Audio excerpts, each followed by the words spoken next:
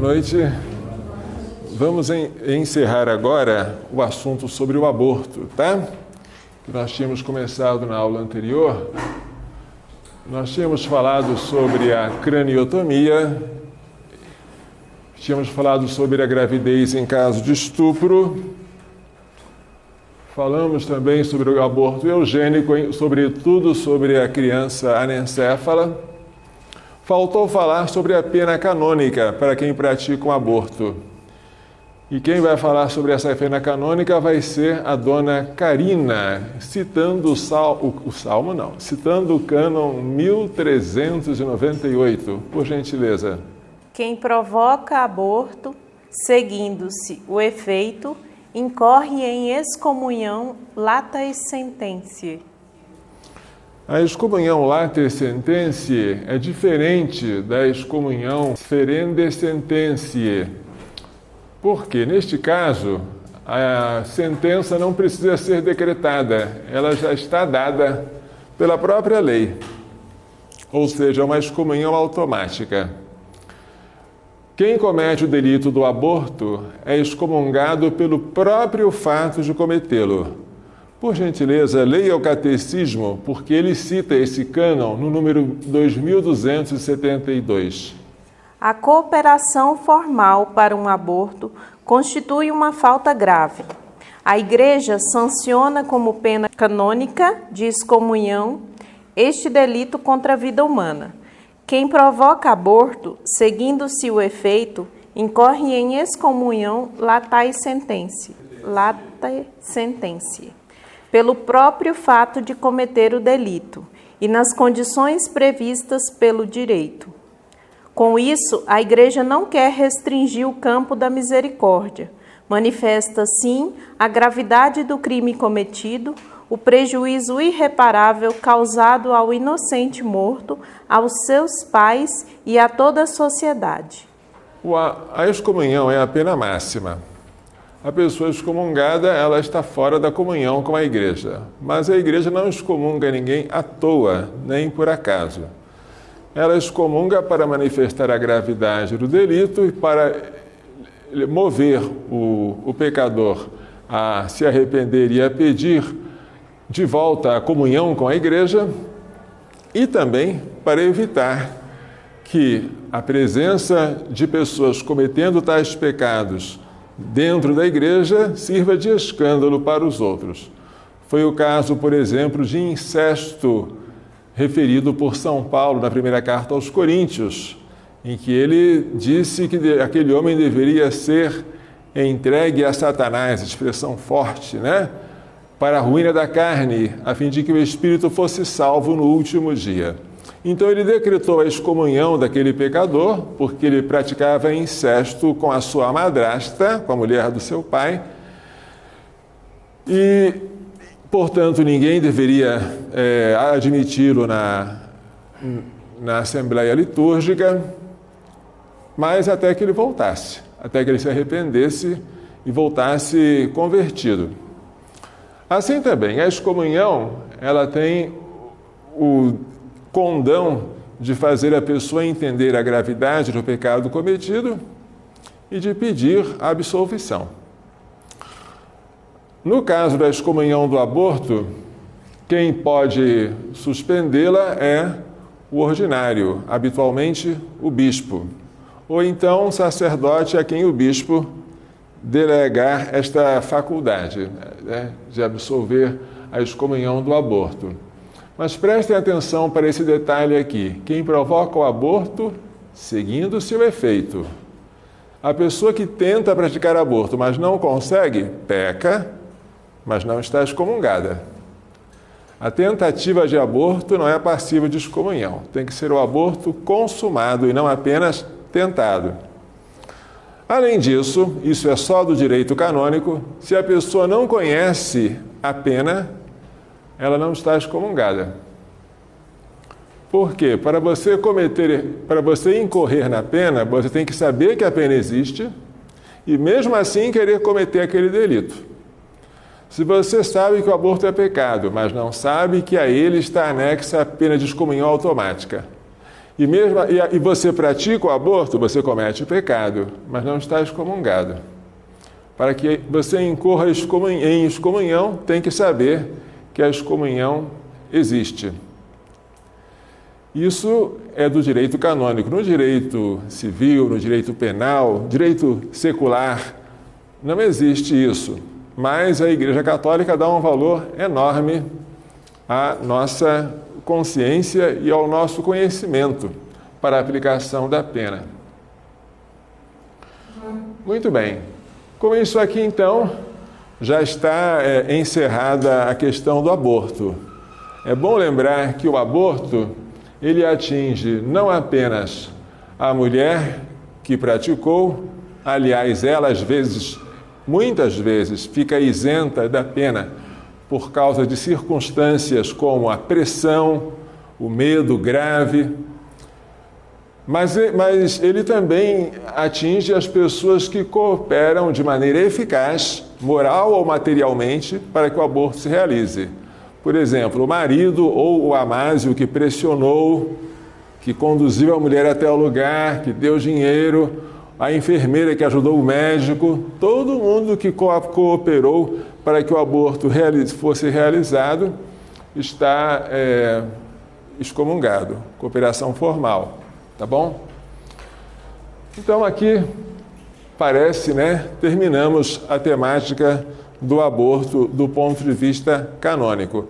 Poderíamos falar também do aborto do ponto de vista jurídico. Isso aqui é uma questão que vale a pena vocês aprenderem, porque muita gente não sabe, e muita gente boa, muita gente que já estudou direito, que já se formou e que está trabalhando no campo jurídico.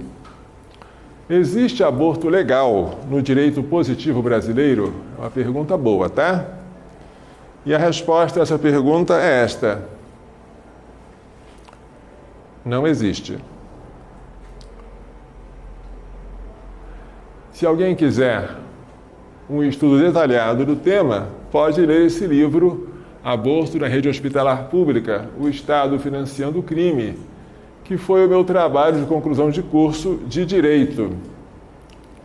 Terminei em 2006, o livro foi publicado em 2007. Muita coisa já mudou de lá até agora, mas a essência permanece. O que diz o Código Penal brasileiro no artigo 128? Não se pune o aborto praticado por médico. Aborto necessário, se não há outro meio de salvar a vida da gestante. Aborto no caso de gravidez resultante de estupro. Se a gravidez resulta de estupro e o aborto é precedido de consentimento da gestante ou quando incapaz de seu representante legal. Essas são duas hipóteses em que o aborto não se pune. Não se pune é o mesmo que é permitido? Mas há uma grande confusão que se faz atualmente, tá? Não punir um crime é diferente de permitir que ele seja praticado. E o direito brasileiro não pune o criminoso que pratica o aborto em dois casos. Quando não há outro meio, eu não falei eu não falei efeito, eu falei meio. Para salvar a vida da gestante, o aborto como meio, ele é direto ou indireto? Direto. Como fim ou como meio, ele é direto. Se fosse como um segundo efeito, ele seria indireto. Então, o artigo 128 está falando de um aborto direto, portanto, pecaminoso, imoral. Mas ele diz que não se pune. A lei pode fazer isso? Pode. Pode deixar de punir um criminoso por causa de misericórdia para com ele. Ou então, quando a gravidez resulta de estupro, aí a lei deixa de punir quem pratica o aborto em tal caso. Embora não haja nenhuma justificativa para matar a criança nesse caso.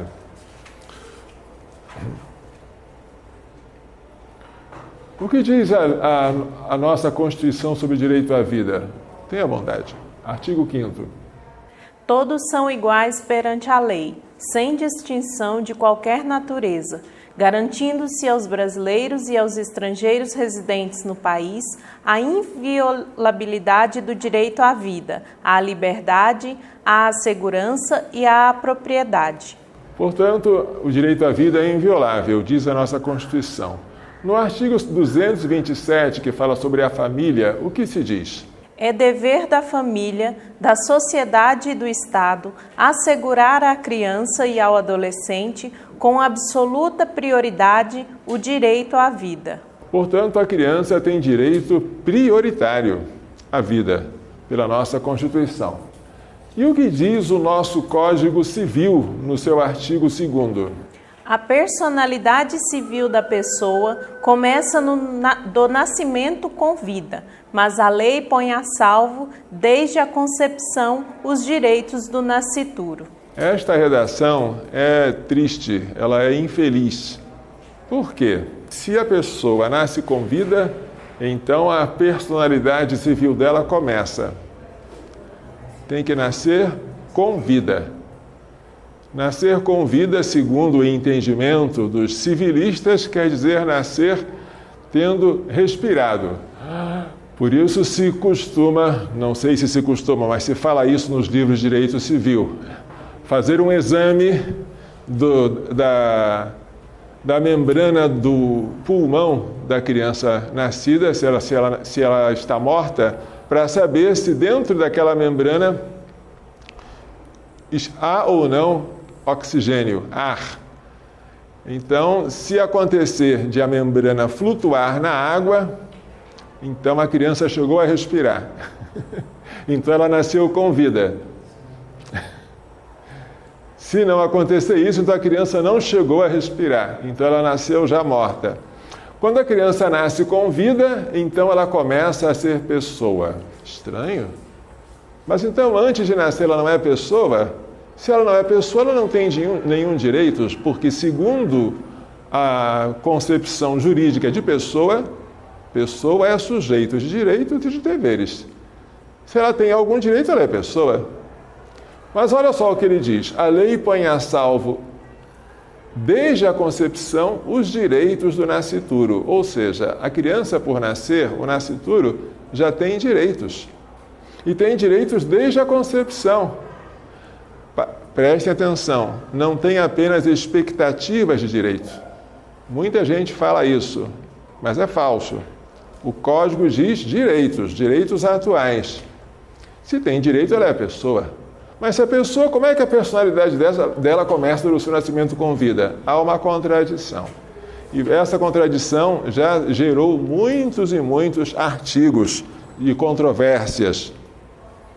Por quê? De acordo com a primeira parte do artigo, a criança só seria pessoa se nascesse com vida. Na segunda parte, ela já é pessoa desde a concepção. Isto aqui é o que aconteceu quando o Estado brasileiro passou a praticar e a financiar abortos em caso de estupro. Então, quando o Estado fez isso, o Estado cometeu um salto triplo. O primeiro salto é dizer que o aborto em caso de estupro não é crime. O segundo salto é dizer que o aborto em caso de estupro nem sequer é um ilícito. E o terceiro salto é dizer que o aborto em caso de estupro não só é lícito, mas é um lícito desejável pelo Estado. São 3 saltos. Vamos examinar com vagar isso aqui. Primeiro salto, dizer que nos casos do artigo 128 do Código Penal o aborto não é crime. Isto é um salto. Não se pune equivale a não é crime? Não. Pode haver crime sem pena, embora não possa haver pena sem crime. Vamos dar um exemplo de crime sem pena. Leia o artigo 181 do Código Penal. É isento de pena quem comete qualquer dos crimes previstos neste título, em prejuízo do cônjuge, na constância da sociedade conjugal, de ascendente ou descendente, seja o parentesco legítimo ou ilegítimo, seja civil ou natural. Aqui está dito que quem comete qualquer crime contra o patrimônio, furto, fraude, estelionato, em prejuízo do cônjuge, do ascendente ou descendente, fica isento de pena. Ou seja, imagine um crime sem violência como o furto, que se difere do roubo, o furto que difere do roubo, porque o roubo supõe violência ou grave ameaça à vítima. O furto é simplesmente apanhar alguma coisa, um objeto móvel alheio, para si ou para outrem. Se o furto é praticado entre pessoas da mesma família, vamos supor que o filho furtou uma nota de R$100 da carteira do pai. É crime. Mas não convém o Estado se meter nisso, porque eles são brancos, eles se entendem. Um vai ser herdeiro do outro. Não precisa de a polícia ir lá se meter e aplicar a sanção penal para esse caso, se não houve violência. Se houve, aí sim, vamos chamar a polícia. Isso se chama escusa absolutória. Se o crime foi praticado entre o cônjuge e outro, vamos imaginar que um passasse um cheque sem fundo para o outro. Pode acontecer, mas os dois vivem na mesma casa, em geral, digamos, em comunhão de bens. Não convém que o Estado entre aí para aplicar uma sanção penal para isso. Foi um crime praticado sem violência. Então, o criminoso fica isento de pena. E essa isenção de pena, por razões de política criminal, é chamada de escusa absolutória. Vamos ver essa aqui. Favorecimento pessoal de criminoso, artigo 348. Auxiliar a subtrair-se à ação de autoridade pública, autor de crime, a que é cominada pena de reclusão. Pena, detenção de 1 a 6 meses e multa.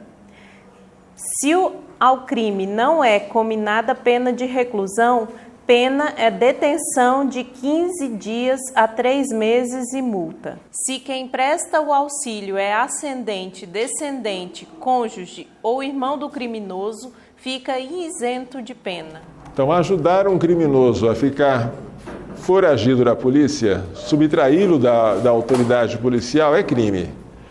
O crime é tão maior quanto maior for a gravidade do crime que o criminoso cometeu. Mas há um caso em que quem presta auxílio ao criminoso fica isento de pena. É quando quem presta auxílio é ascendente, descendente, cônjuge ou irmão. Uma mãe que presta auxílio ao filho para escondê-lo da polícia comete crime. Mas a lei, por misericórdia, não pune a pobre coitada, né, que está fazendo isso. Porém, é só a mãe. Se a vizinha ajudar a mãe a esconder, a vizinha não tem este benefício da lei. A vizinha responde. Então, a escusa absolutória é a não aplicação da pena a um criminoso, em um caso particular, por razões de política criminal, tá? Então, naquele caso, o artigo 128 do Código Penal traz uma redação típica de escusa absolutória. Não se pune, mas o crime permanece.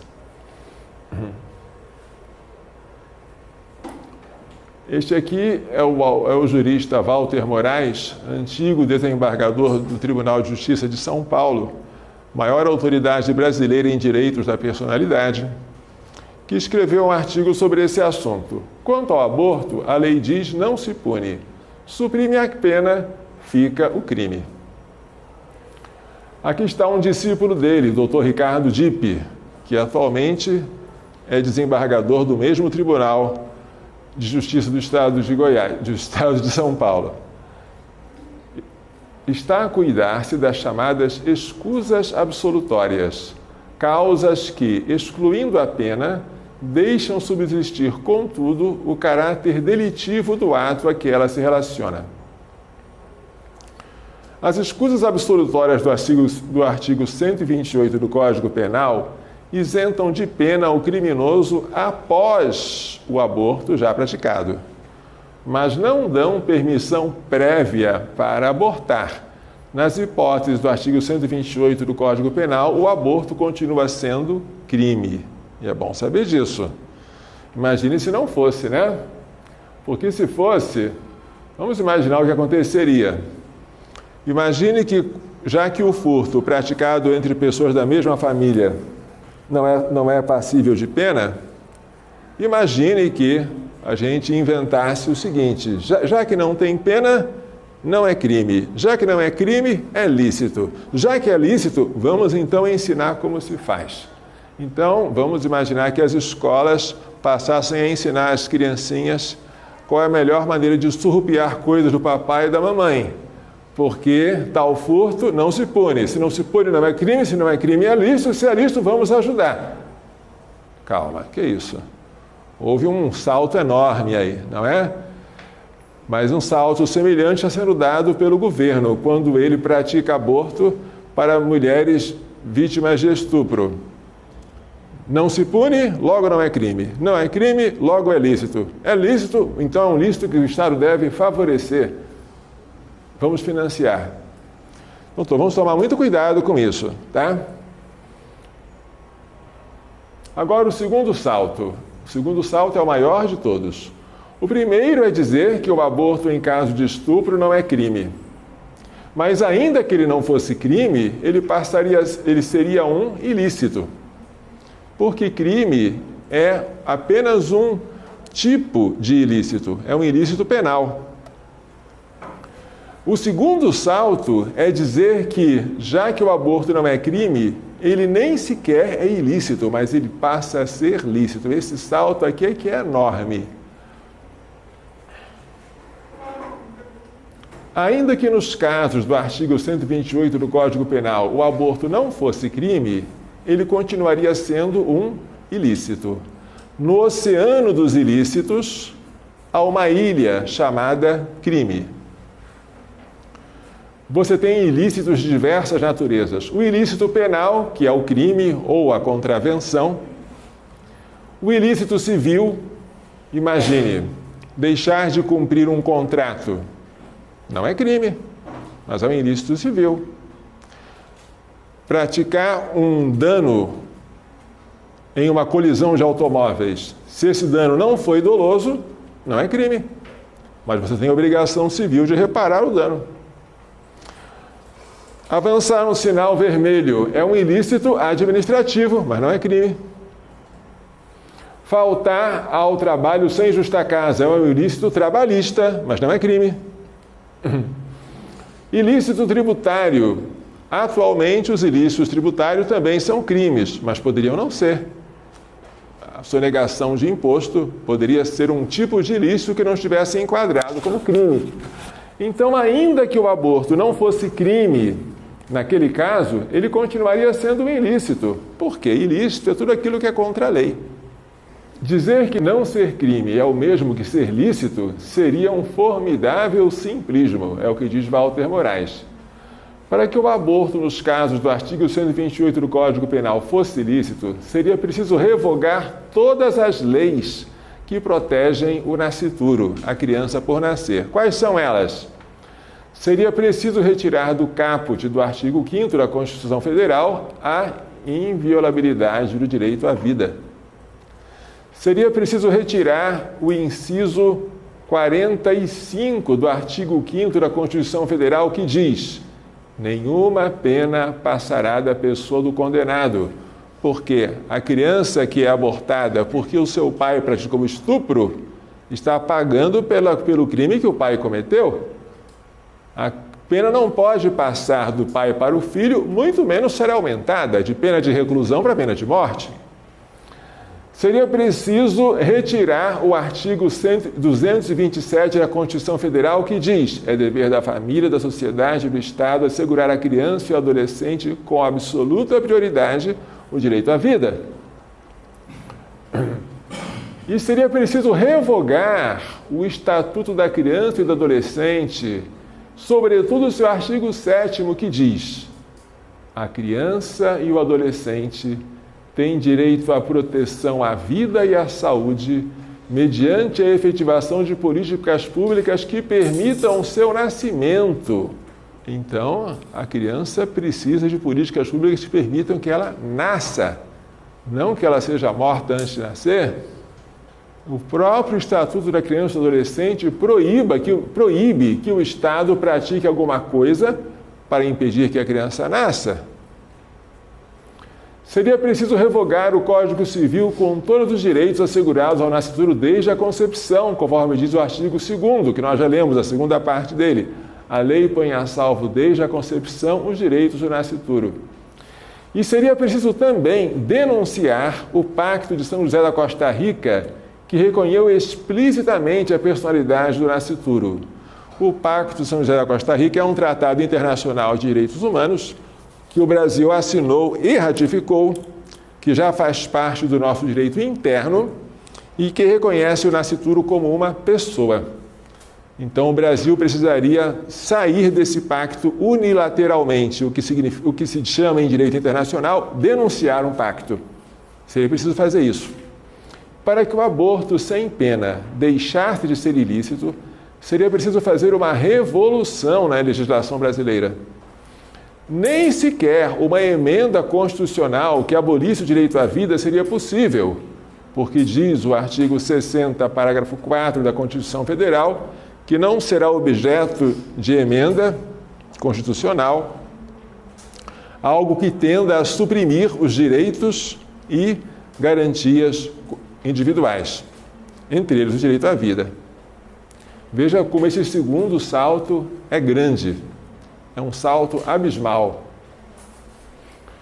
Mas ainda um terceiro salto. Suponhamos que nós conseguíssemos saltar do crime para o ilícito, do ilícito para o lícito. O terceiro salto é dizer que este aborto, que agora chegamos à conclusão indevidamente de que ele é lícito, ele deve ser favorecido pelo Estado, porque nem tudo que é lícito é desejável pelo Estado.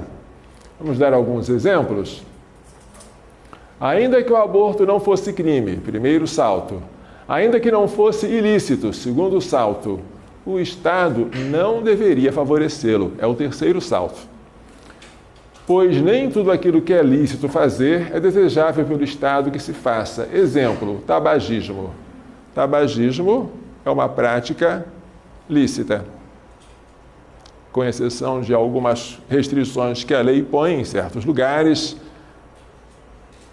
O tabagismo, ou seja, o ato de fumar, é lícito, mas não é desejável pelo Estado que nós fumemos. Por isso, o Ministério da Saúde faz campanhas contra o cigarro. E está certo. Nem tudo que é lícito é desejável que se incentive. A imigração. Todos nós temos o direito, se quisermos, de sair do Brasil e ir para o exterior e fixar residência no estrangeiro.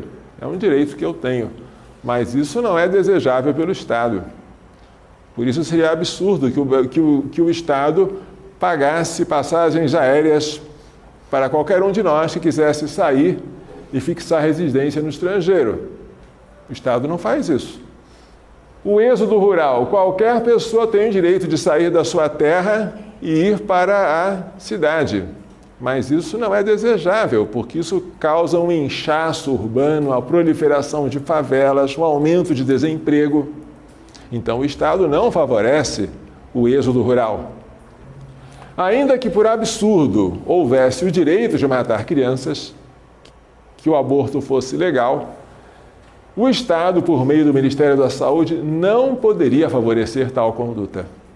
Então, são 3 saltos. E é muito importante saber disso, porque muita gente, com simplismo, afirma que, nesse caso, o aborto é legal e, com mais uma dose de simplismo, que o Estado, portanto, deve assegurar tal direito, financiando tais abortos pelo SUS. Dona Carina, leia Santo Tomás de Aquino, por favor. Toda lei humanamente imposta tem tanto razão de lei quanto deriva da lei da natureza. Se, contudo, em algo discorda da lei natural, já não será lei, mas corrupção da lei. Portanto, se houvesse uma lei autorizando, permitindo um aborto diretamente provocado, tal lei, por se opor à lei natural, não seria lei, seria a corrupção da lei. Palavra de Santo Tomás de Aquino na Suma Teológica. Felizmente, nós não somos abortistas, porque se fôssemos, estaríamos num beco sem saída. Olha só, o que você acha? O artigo 128, inciso 1º e 2º do Código Penal, permite o aborto em 2 casos?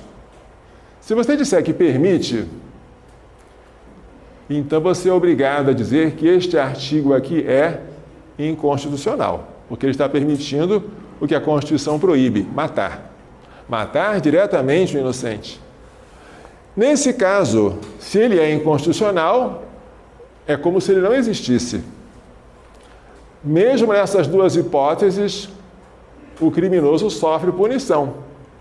Ou seja, mesmo quando o aborto é meio para salvar a vida da gestante, mesmo quando a gravidez resulta de estupro, a pena existe. Porque aí se aplicam os outros artigos do Código Penal que incriminam o aborto. O 124, que é o aborto praticado pela própria gestante, e o 125 e 126, que é praticado por terceiros, com ou sem o consentimento dela. E se você disser agora que o artigo 128 não permite o aborto em 2 casos, que é o que nós dizemos, que ele apenas não pune, mas não permite, então ele é constitucional. Se ele é constitucional, então nessas 2 hipóteses o aborto é ilegal, mas a lei não aplica a pena ao criminoso, por força da escusa absolutória. Então prestem atenção, se você fosse abortista, seria melhor você dizer isso aqui. Dizer que o artigo 128 não permite o aborto. Pelo menos você teria uma isenção da pena. Pelo menos. Se você disser que ele permite, então ele está fora da ordem constitucional e aí nem sequer isenção da pena você tem. Esse é o beco sem saída dos abortistas.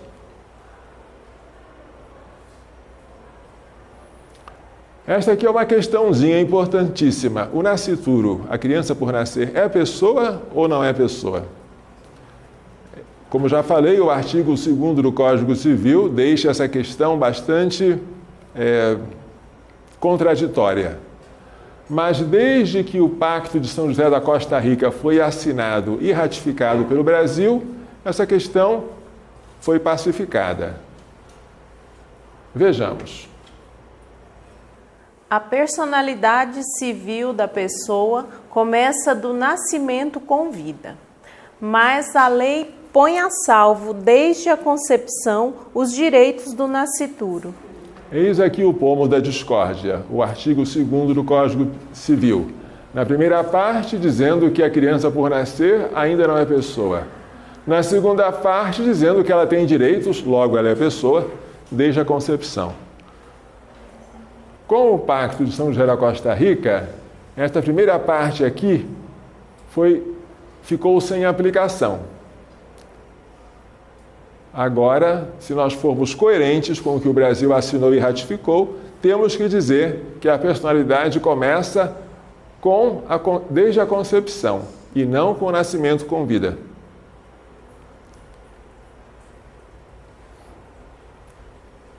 O Pacto de São José da Costa Rica é uma arma poderosíssima, mas nós temos que saber usá-la, senão o tiro pode sair pela culatra. Ela é uma convenção, o nome dela é Convenção Americana sobre Direitos Humanos. Ela foi assinada em 22 de novembro de 1969. Ela foi aprovada pelo Congresso Nacional do Brasil em 26 de maio de 1992, pelo Decreto Legislativo número 27. E em 1992, no dia 6 de novembro, o Decreto 678 determinou a sua integral observância, o Presidente da República. Portanto, pertence ao direito interno brasileiro, está em vigor. O que diz esse pacto? Artigo 1º, número 2, por gentileza. Para os efeitos desta convenção, pessoa é todo ser humano. Pessoa é todo ser humano? Mas um neném é um ser humano? Um embrião é um ser humano? Ninguém duvida que um neném seja ser humano. Mas há juristas que digam que ele não é pessoa. Mas aqui, para os efeitos dessa convenção, pessoa é todo ser humano. Isso é muito interessante. Vejamos agora o que diz o artigo 3º. Toda pessoa tem direito ao reconhecimento de sua personalidade jurídica. Eu ouvi falar pessoa. Pessoa é o quê? Vamos ver o artigo 1º? Pessoa é todo ser humano. Vamos pegar o artigo 1º e colocar dentro do 3º. Como é que fica? Todo ser humano tem direito ao reconhecimento de sua personalidade jurídica. O pacto não faz mais distinção entre a vida intra e extrauterina. Todo ser humano deve ser reconhecido como pessoa perante o direito. Todo ser humano, não só todo ser humano nascido, não só todo ser humano nascido com vida. Todo ser humano tem direito ao reconhecimento de sua personalidade jurídica. E isso aqui é absoluto, não se colocam exceções. Se a criança, portanto, por nascer, é pessoa, então não se pode admitir a violação do fundamental direito dela, que é o direito à vida, pelo aborto.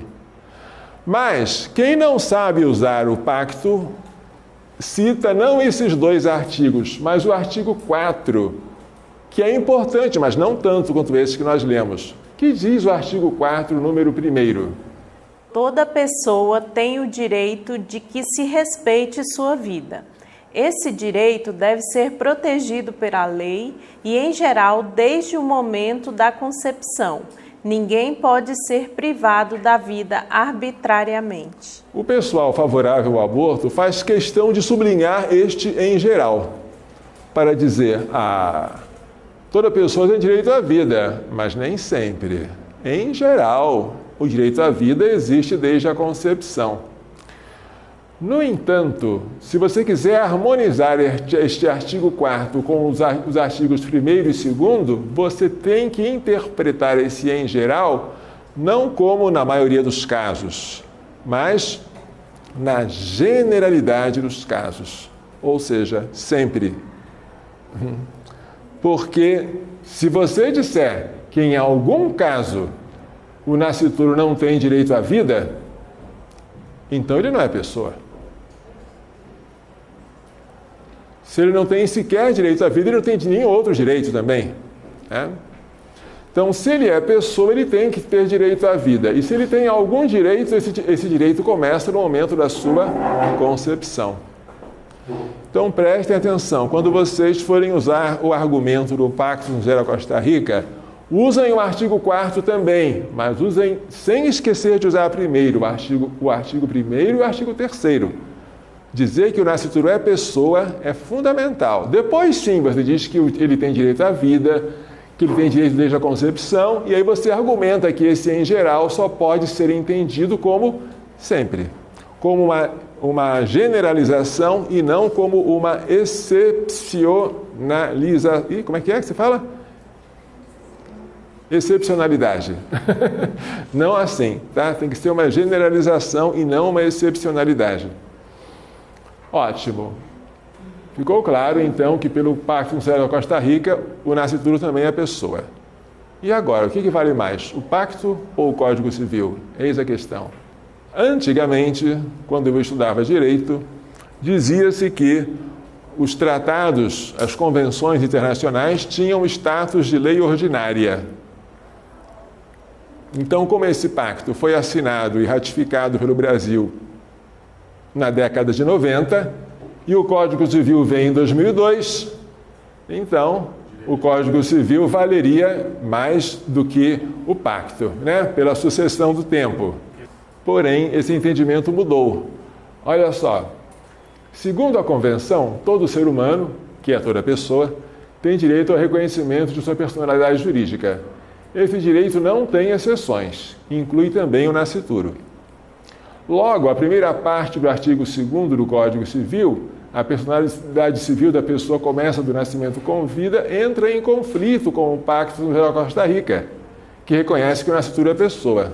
A primeira parte do artigo 2º entra em conflito com o Pacto de São José da Costa Rica. E aí?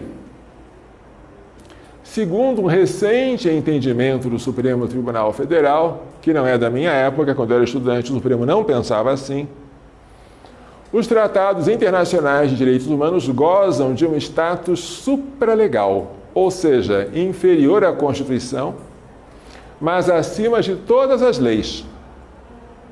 Tal é o status do Pacto de São José da Costa Rica.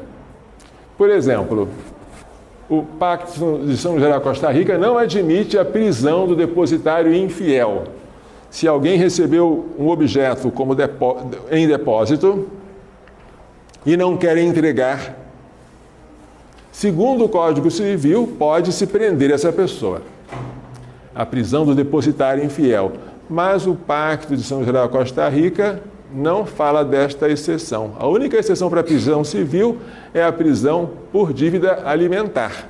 Então, o que foi que aconteceu? Confrontando o Pacto de São José da Costa Rica com o Código Civil, o Supremo Tribunal Federal disse que fica sem aplicação a prisão do depositário infiel, por contrariar o pacto, porque o pacto está acima. Está abaixo da Constituição, mas acima de todas as outras leis, inclusive acima do Código Civil. O pacto reconhece a personalidade do nascituro, contrariando o artigo 2º, primeira parte do Código Civil, que fica sem aplicação. Aqui está o status supralegal. No topo está a Constituição. Abaixo estão as leis e os tratados internacionais gerais. Mas no meio, abaixo da Constituição e acima das leis ordinárias, estão os tratados internacionais sobre direitos humanos, incluindo o Pacto de São José da Costa Rica. Tá? Vejamos o entendimento aqui. É de 2009, olha. Prisão civil do depositário infiel em face dos tratados internacionais de direitos humanos. Interpretação da parte final do artigo 68, do inciso 68 do artigo 5º da Constituição Brasileira de 1988.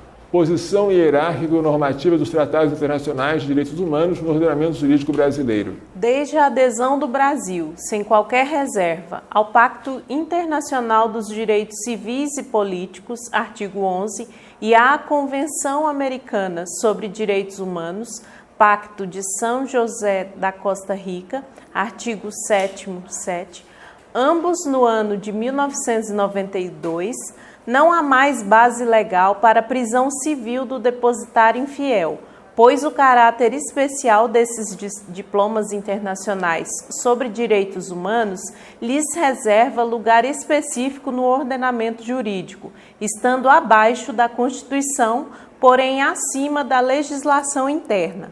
O status normativo supralegal dos tratados internacionais de direitos humanos subscritos pelo Brasil torna inaplicável a legislação infraconstitucional com ele conflitante, seja ela anterior ou posterior ao ato de adesão.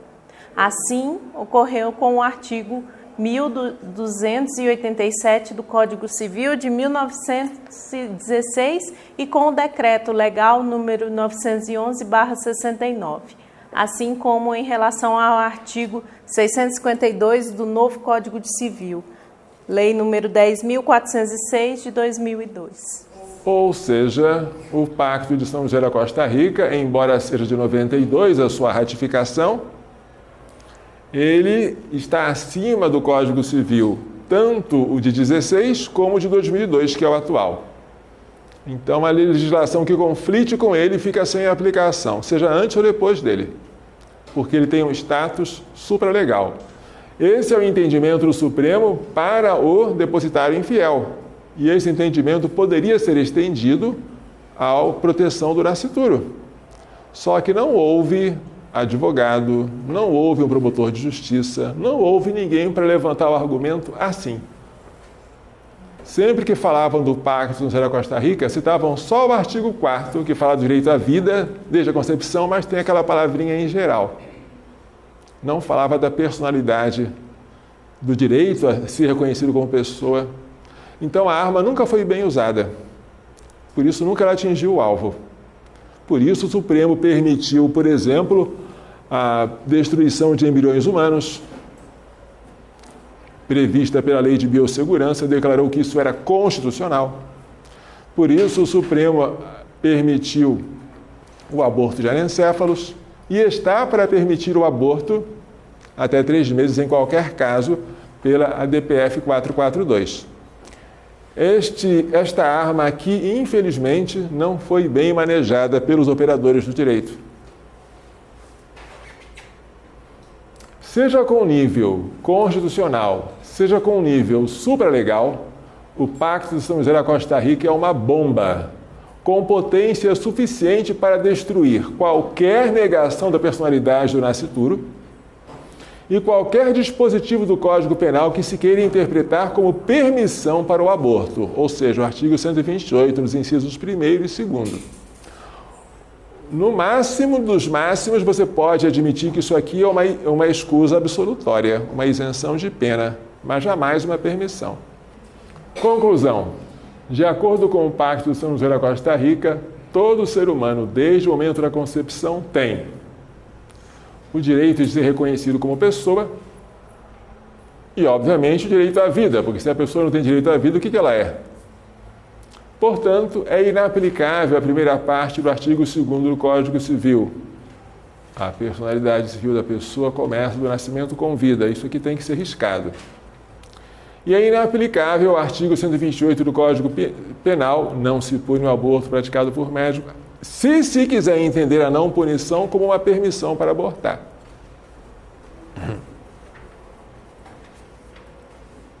Logo, com a vigência do Pacto de São José da Costa Rica e com o entendimento novo do Supremo Tribunal Federal de que esta convenção tem nível supralegal, que é o entendimento da maioria, ou até constitucional, que é o entendimento da minoria, não há lugar para o aborto no ordenamento jurídico brasileiro. Tá? Mas vocês vão me dizer, poxa, mas o Supremo já declarou que o aborto de crianças anencéfalas não se inclui nos crimes contra a vida do Código Penal. Declarou, mas eu não diria que isso é um aborto legal. Legal quando é previsto por lei. Isso aqui é uma coisa construída pelo tribunal. Isso não merece o nome de lei, nem ser chamado de legal. Coração Imaculado de Maria, livrai-nos da maldição do aborto. Então, agora que terminamos esses slides, é bom que vocês gravem, porque isso aí não está na apostila, mas está disponível para baixar na página do Provida. Aprendam isso, transmitam para os seus amigos e para os seus alunos, se houver, porque pouca gente sabe e pouca gente transmite esses dados. Então, vamos ver, gente. Para vocês entenderem, esse vídeo, ele fala sobre o aborto praticado nos Estados Unidos. O aborto lá é permitido desde que, em 1973, uma moça chamada Norma McCorvey, apelidada Jane Roe, ajuizou uma ação diante da Suprema Corte contra a constitucionalidade da lei do Texas que a impedia de abortar. A Suprema Corte, por 7 votos contra 2, declarou que a lei do Texas era inconstitucional por 2 motivos. Porque a mulher tinha direito à sua privacidade e porque a criança, por nascer, não era pessoa. E disse também que qualquer lei que proibisse o aborto nos 2 primeiros trimestres, ou seja, até o 6º mês, em qualquer um dos estados da Federação Norte-Americana, 50 estados, que seria uma lei inconstitucional. Esta foi a famosa decisão Roe versus Wade. Roe versus Wade. Roe é o sobrenome de Jane Roe, a moça que queria abortar. Wade era o procurador do estado do Texas. Quem venceu foi Roe, por 7 votos contra 2. E esta decisão está em vigor até hoje. A protagonista desse caso, Jane Roe, que na verdade foi instrumentalizada por feministas, ela se arrependeu, ela contou que havia mentido ou que foi induzida a mentir. A mentira é que a gravidez era resultante de um estupro. Não era. Mas a mentira foi eficaz para obter o ganho da causa. Ela confessou a verdade em 92. Esta sentença é de 73, né? Em 95 ela confessou a verdade na revista Newsweek. E depois ela se tornou pró-vida. Foi batizada na igreja protestante, depois se converteu ao catolicismo e foi crismada, e passou todo o final de sua vida tentando reverter a decisão judicial de que ela foi causa. Morreu há bem pouco tempo, mas sem conseguir essa reversão. Norma McCorvey, apelidada Jane Roe. Então, aqui nós veremos nos Estados Unidos como é o aborto praticado nos Estados Unidos. Lá veremos os militantes pró-vida na frente de uma clínica de aborto de Houston, no Texas, tentando impedir que as mulheres abortem seus filhos em uma operação resgate. A operação resgate é um bloqueio da clínica, um bloqueio que se faz pacificamente, sem violência. Você se senta nas escadarias da clínica, ou você se deita, ou você usa cartazes, mas você não deixa assim que a mulher entre, coitada. E o dono da clínica, preocupado porque está perdendo as suas freguesas, chama a polícia. E a polícia vem não para prender o açougueiro de crianças, mas para prender aqueles que não querem deixar o açougue funcionar. Afinal, nos Estados Unidos, matar crianças é um direito. E quem se opõe a esse direito está fora da lei. A polícia, armada com cacetete de borracha, espanca os manifestantes, arrasta-os até o camburão e os põe na cadeia, a fim de que o matadouro infantil possa funcionar normalmente. É comum que os militantes pró-vida passem um fim de semana presos. E aí vocês verão algumas dessas cenas de violência policial contra os pró-vida norte-americanos. Verão também alguns tipos de aborto, para vocês entenderem. As crianças que vocês virem totalmente desfiguradas, como se fosse uma fruta no liquidificador, foram vítimas de aborto por aspiração ou sucção. Se elas forem cortadas em pedaços grandes, então foi aborto por curetagem. As curetas são essas lâminas afiadas em forma de foice, assim, né? Que o médico maneja com o polegar e o indicador para fazer uma raspagem no útero. Se tiver criança, a criança é despedaçada. Crianças que vocês virem que nasceram inteirinhas, pode ser aborto por cesariana. A criança nasce viva, chora e morre. Morre se o médico deixá-la morrer, porque o médico pode também apressar a morte, por exemplo, asfixiando-a contra a placenta. Mas se jogar na lata de lixo, daqui a pouco ela está morta. Ou então, crianças que vocês virem bem grandinhas, mas com a pele toda queimada, são crianças mortas por envenenamento salino.